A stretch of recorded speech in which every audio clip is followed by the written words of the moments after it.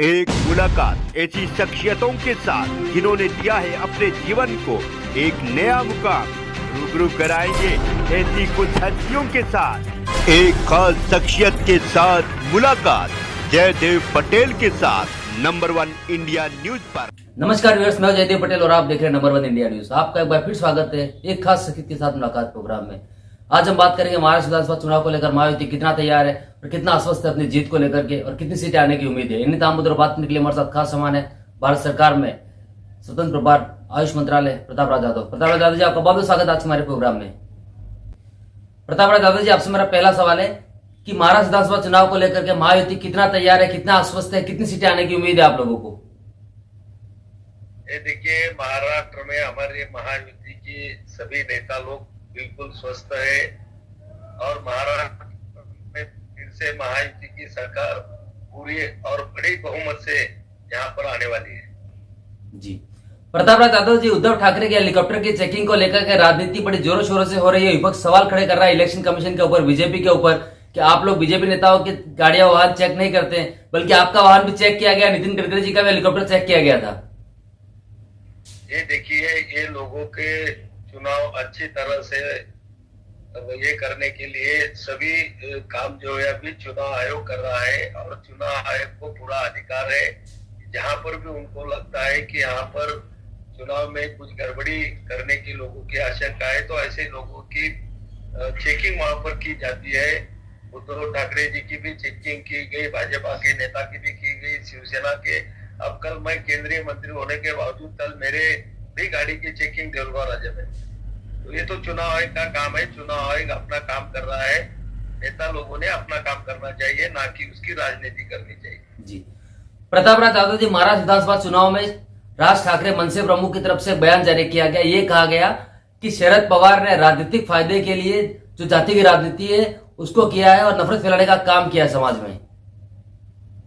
ये देखिए, शरद पवार जी ने ही पहले से महाराष्ट्र में जाति की राजनीति करने का काम उन्होंने शुरू किया है। और आज भी आप देखते हैं कि जो भी महाराष्ट्र में आंदोलन चल रहे हैं या जो लोगों के चल रहे तो उनके सबके पीछे जो दिमाग लगाने वाला है तो वो शरद पवार साहब ही है। लेकिन महाराष्ट्र की जनता बहुत ही होशियार है और आज लोकसभा में जो गलती हो गई निश्चित रूप से वो गलती अभी लोग विधानसभा में नहीं दोहराएंगे।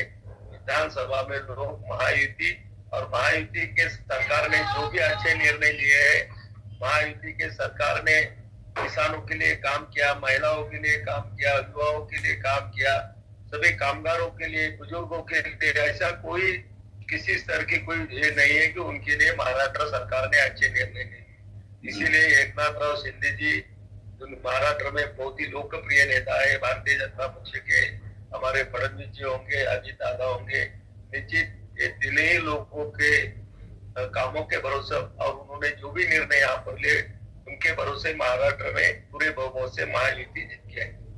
प्रताप राज यादव जी, आदित्य ठाकरे ने एक बड़ा बयान देते हुए ये कहा आप लोगों पर हमला किया खास करके, और ये कहा कि जिन लोगों ने भी हमको धोखा दिया है उनको हम बर्फ के सिल्ले पर लेटाएंगे। इस पर क्या कहेंगे आप? बिल्कुल, उन्होंने सच ही कहा है। सबसे पहले अगर महाराष्ट्र में किसने धोखा और गद्दारी की होंगी तो वो उद्धव ठाकरे जी ने की थी। 2019 के चुनाव में लोगों ने शिवसेना भाजपा युति को ही बहुमत दिया था, लेकिन खुद मुख्यमंत्री बनने के लिए उद्धव ठाकरे जी ने कांग्रेस और राष्ट्रवादी के साथ हम पिछले 30 सालों से लड़ रहे थे, उनके साथ में जाके बैठे। बाला साहब के विचारों को उन्होंने छोड़ दिया, हिंदुत्व के विचारधारा को उन्होंने छोड़ दिया।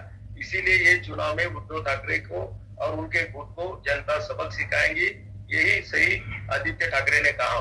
जी प्रताप राज यादव जी, आपसे मेरा एक आखिरी सवाल है कि महाराष्ट्र विधानसभा चुनाव में कितनी सीटें आने की उम्मीद है महायुति को, और मुख्यमंत्री क्या एकनाथ शिंदे साहब रहेंगे या फिर बीजेपी अपना मुख्यमंत्री बनाएगी?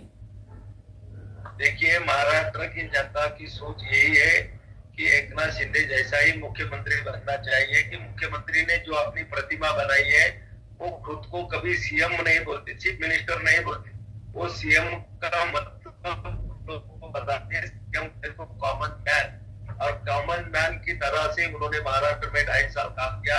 इसीलिए लोगों को उनका काम, उनका स्वभाव, उनकी कार्य पद्धति लोगों को भा रही है।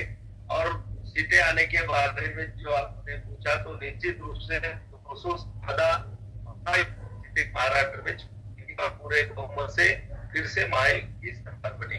जी, प्रताप राज यादव जी, आपने हमारे समय निकाला, उसके लिए आपको बहुत बहुत धन्यवाद। धन्यवाद।